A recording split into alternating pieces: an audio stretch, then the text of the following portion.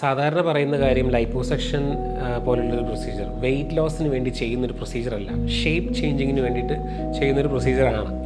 പക്ഷെ നമ്മുടെ ഇന്ന് കൂടെയുള്ള ക്ലയൻറ്റ് എന്ന് പറഞ്ഞു കഴിഞ്ഞാൽ ആൾക്ക് ഏകദേശം 90 kgsോളം ഉണ്ടായിരുന്നിട്ടുള്ള ഒരാളാണ്.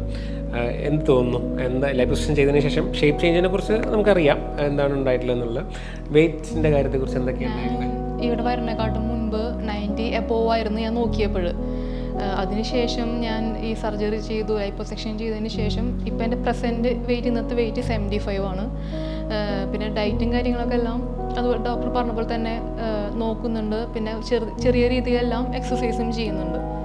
നല്ലൊരു കാര്യമാണ്. അതായത് ഒരു അസ്റ്റോണിഷിംഗ് ആയിട്ടുള്ള ചേഞ്ചാണ്. 15 കിലോസ്, അത് എല്ലാ ലൈപ്പോസെക്ഷൻ കൊണ്ട് ഉണ്ടായിട്ടുള്ള കാര്യത്തെക്കാൾ കൂടുതൽ അതിൻ്റെ ഡയറ്റ്, അതിൻ്റെ എക്സസൈസ്, അതിനുശേഷം അത് കണ്ടിന്യൂ ചെയ്ത് എത്ര കാലത്ര പോകുന്നു, നമ്മൾ ഈ എടുത്ത ഫാറ്റിനെ നമ്മൾ വേറെ എവിടെയെങ്കിലും കൊണ്ടുവച്ച് കഴിഞ്ഞാൽ ആ ഫാറ്റിനെ സർവൈവ് ചെയ്യാനായിട്ട് എന്ത് തരത്തിലുള്ള ഡയറ്റും കാര്യങ്ങളാണ് കൂടുതൽ ചെയ്യേണ്ടതെന്നുള്ളത്, ഇതുപോലൊരു ഒരു സ്ഥിരമായിട്ടൊരു ലൈഫ് സ്റ്റൈൽ നമ്മൾ മോഡിഫിക്കേഷൻ ചെയ്ത് കഴിഞ്ഞാൽ നന്നായിട്ട് അതിനനുസരിച്ചുള്ള ചേഞ്ചസും ഉണ്ടാവും.